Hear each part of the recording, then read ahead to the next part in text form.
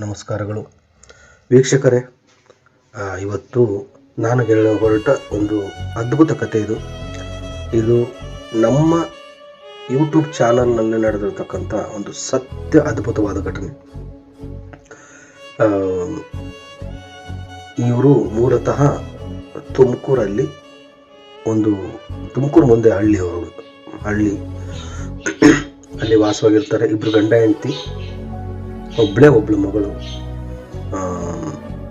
ಅವರು ಇಬ್ಬರು ತಂದೆ ತಾಯಿ ಹಂಚಿಕೊಂಡಿರ್ತಕ್ಕಂಥ ಒಂದು ಎಕ್ಸ್ಪೀರಿಯನ್ಸ್ ಇವರು ಸುಮಾರು ಒಂದು 3 ತಿಂಗಳ ಹಿಂದೆ ರಾಮ್ ಅನ್ನೋ ಕುಟುಂಬ, ಅಂದರೆ ಅವರು ಯಜಮಾನ್ರ ಹೆಸರು ರಾಮು, ಇವರು ಅವರ ಹೆಂಡತಿಯ ಹೆಸರು ಲಕ್ಷ್ಮಿ ಅಂತ ಇರುತ್ತೆ. ಲಕ್ಷ್ಮಿ ಅವರು ನನಗೆ ಫೋನ್ ಮಾಡಿ ಸೇವೆನ ತಗೊಂಡಿರ್ತಾರೆ. ಸೇವೆನೂ ಕಂಟಿನ್ಯೂಸ್ ಆಗಿರುತ್ತೆ. ಮಗಳು ಅಷ್ಟರ ಮಟ್ಟಿಗೆ ನಂಬಿರ್ತಾಳೆ, ಅಷ್ಟೊಂದು ಏನು ನಂಬಿರಲ್ಲ ಅವಳು. ಸೊ ಹೀಗಿರುವಾಗ ಏನಾಗುತ್ತೆ, ಇವರಿಗೆ ಆ ಮಗಳನ್ನ ಮೈಸೂರಲ್ಲಿ ಓದಕ್ಕಿಟ್ಟಿರ್ತಾರೆ. ಓದಕ್ಕಿಟ್ಟಾಗ ಏನಾಗುತ್ತೆ, ಹಾಸ್ಟೆಲ್ ಫೀಸ್ಗೆ ದುಡ್ಡು ಇವರಿಗೆ ಸಿಗಲ್ಲ. ಕಾಲೇಜ್ ಫೀಸ್ಗೂ ಅಡ್ಜಸ್ಟ್ಮೆಂಟ್ ಆಗಿರಲ್ಲ, ಹಾಸ್ಟೆಲ್ ಫೀಸ್ಗೂ ಅಡ್ಜಸ್ಟ್ಮೆಂಟ್ ಆಗಿರಲ್ಲ. ಸೊ ಲಕ್ಷ್ಮಿ ಅವರು ನನ್ನ ಮುಂದೆ ಫೋನ್ ಮಾಡಿ ತಮ್ಮ ನೋವನ್ನ ಹಂಚ್ಕೊತಾರೆ. ಅವರು ಅಂತಾರೆ, ಏನಂತಾರೆ ಅಂದರೆ, ಮಹಾರಾಜರು ನಮ್ಮ ಪಾಲಿಗಿಲ್ಲ ಸಂತೋಷಣ. ಸೊ ಈ ಥರ ನಾವು ನೋವು ತಿಂತಾ ಇದ್ದೀವಿ, ಮಹಾರಾಜ್ರಿಗೆ ಇದು ಗೊತ್ತಾಗಲ್ವಾ ನಾವೇನು ತಪ್ಪು ಮಾಡಿದ್ದೀವಿ ಅಂತ ನಮಗೆ ಈ ಶಿಕ್ಷೆ ಕೊಡ್ತಾ ಇದ್ದಾನೆ. ಸೊ ನಾನು ಕೂಡ ನಾನು ಮಹಾರಾಜರ ಪೂಜೆ ಮಾಡಿದೆ, ಏನೇನೋ ಮಾತಾಡ್ತಾರೆ. ಸೊ ಮಾತಾಡಿದ್ಮೇಲೆ ಫೋನ್ ಕಟ್ಟಾಗಿ ಸೊ ಆ್ಯಕ್ಚುಲಿ ಅದು 7th ದುಡ್ಡು ಕಟ್ಟಬೇಕಾಗಿರುತ್ತೆ.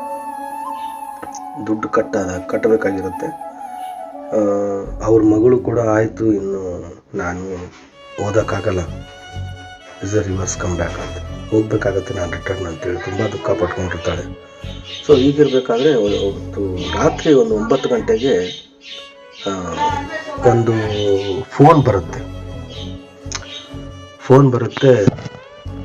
ಅದು ಯಾವ ಅವ್ರ ರಿಲೇಷನು ಅಂತ ಅನ್ಸುತ್ತೆ. ಅವರು ಮಾತಾಡ್ತಾ ಈ ಥರ ಆಯಿತು ಅಂತೇಳಿ ಅವ್ರ ರಿಲೇಷನ್ ಮುಂದೆ ಹೇಳ್ತಾರೆ.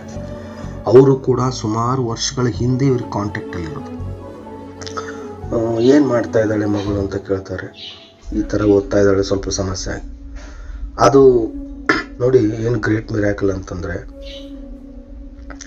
ಅವರು ಒಂದೇ ಮಾತು ಹೇಳ್ತಾರೆ, ಇಲ್ಲ ಆ ಒಂದು 15,000 ರೂಪಾಯಿ ಖರ್ಚನ್ನು ನಾನು ಭರಿಸ್ತೀನಿ.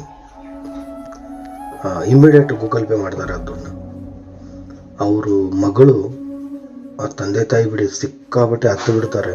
ಮಗಳು ಫೋನ್ ಮಾಡ್ತಾಳೆ, ನನಗೆ ಫೋನ್ ಮಾಡಿ ಒಂದು ಮಾತಾಡ್ತಾಳೆ, ಅಂಕಲ್ ನಾನಂತೂ ಮಹಾರಾಜರನ್ನ ಎಷ್ಟು ಕಷ್ಟೇನೆ, ಆದರೆ ನನಗೆ ಇವತ್ತಿನಿಂದ ನಂಬಿಕೆ ಇದೆ, ನಮ್ಮ ತಂದೆ ತಾಯಿ ಮಾಡಿರೋ ಪುಣ್ಯ ಇವತ್ತು ನಾನು ಸ್ವಾಮಿ ಮಹಾರಾಜರ ದಾರಿಯಲ್ಲಿದ್ದೀನಿ.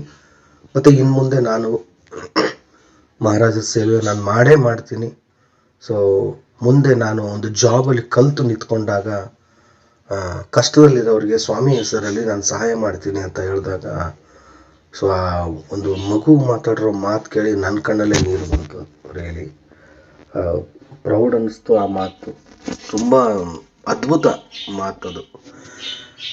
ಸೊ ಆ ವಯಸ್ಸಿಗೆ ಅದು ತುಂಬಾ ದೊಡ್ಡ ಮಾತು.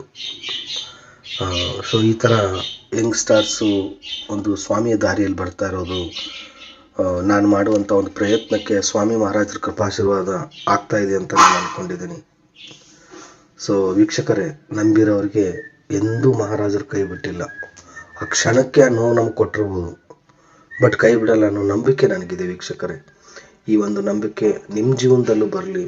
ನೀವು ಒಂದು ಸ್ವಾಮಿ ದಾರಿಯಲ್ಲಿ ಬನ್ನಿ, ಮತ್ತು ಬೇರೆ ಫ್ರೆಂಡ್ಸಿಗೆಲ್ಲ ನನ್ನ ಈ ಒಂದು ಆಡಿಯೋನ ಸೆಂಡ್ ಮಾಡಿ. ಉದ್ದೇಶ ಒಂದೇ, ಸೊ ಯಾರಾದರೂ ಕಷ್ಟದಲ್ಲಿದ್ದವ್ರಿಗೆ ಇದು ಒಂದು ಸಹಾಯ ಆಗುತ್ತೆ. ಒಂದು ತಾರಕ ಮಂತ್ರನೇ ಆಗಲಿ, ಒಂದು ಪಾರಾಯಣನೇ ಆಗಲಿ. ಬಟ್ ಮೊನ್ನೆ ಅಕ್ಕಲಕೋಟೆಗೆ ಒಬ್ಬ ಭಕ್ತರು ಒಂದು ಮಾತು ಹೇಳಿದ್ರು ನನಗೆ. ಸ್ವಾಮಿ ಮಹಾರಾಜರ ಬಗ್ಗೆ ಒಂದು ಮಿರಾಕಲ್ ಏನಂತಂದರೆ, ಹಜಾರೋ ಚುನಾಯೆ ಜಾತೆ ಹೇ ವಹಿ ಜೋ ಆತೆ ಹೇ ಅಕ್ಕಲ್ಕೋಟ್ ಜೋ ಸ್ವಾಮಿ ಚುನ್ತೆ. ಇದರ ಕನ್ನಡದಲ್ಲಿ ಅರ್ಥ ಏನು ಅಂದರೆ, ಸಾವಿರಾರು ಜನ ಆಯ್ಕೆ ಆಗ್ತಾರಂತೆ ಅಕ್ಕಲ್ಕೋಟೆಗೆ ಬರೋಕ್ಕೆ. ಅದರಲ್ಲಿ ಯಾರಿಗಾದ್ರೂ ಒಬ್ಬರಿಗೆ ಆ ಪುಣ್ಯ ಸಿಗುತ್ತೆ ಅಂತ. ಯಾರು ಮಹಾರಾಜರನ್ನ ಸಿಲೆಕ್ಷನ್ ಮಹಾರಾಜರು ಯಾರು ಮಾಡ್ತಾರೋ ಅವ್ರು ಮಾತ್ರ ಅಕ್ಕಲ್ಕೋಟೆಗೆ ಬರೋಕ್ಕೆ ಸಾಧ್ಯ ಅಂತ. ಸೊ ಅದರಲ್ಲಿ ನಾನು ಪುಣ್ಯವಂತ ನೋಡಿ ಪ್ರತಿ ತಿಂಗಳು ಹೋಗ್ತಾ ಇದ್ದೀನಿ ಅಕ್ಕಲ್ಕೋಟೆಗೆ. ಇಟ್ಸ್ ಅ ಹ್ಯಾಪಿಯೆಸ್ಟ್ ಮೂಮೆಂಟ್ ಅದು ಖಂಡಿತವಾಗಿ. ಓಕೆ ವೀಕ್ಷಕರೇ, ಇಲ್ಲಿಗೆ ಈ ಒಂದು ಎಕ್ಸ್ಪೀರಿಯೆನ್ಸ್ನ ಮುಗಿಸ್ತಾ ಇದ್ದೀನಿ. ಮತ್ತೆ ಒಂದು ಹೊಸ ಕತೆ ತೊಗೊಂಡು ನಿಮ್ಮ ಮುಂದೆ ಬರ್ತೀನಿ. ಅಲ್ಲಿವರೆಗೂ ಶ್ರೀ ಸ್ವಾಮಿ ಸಮರ್ಥ. ಜೈ ಜೈ ಸ್ವಾಮಿ ಸಮರ್ಥ.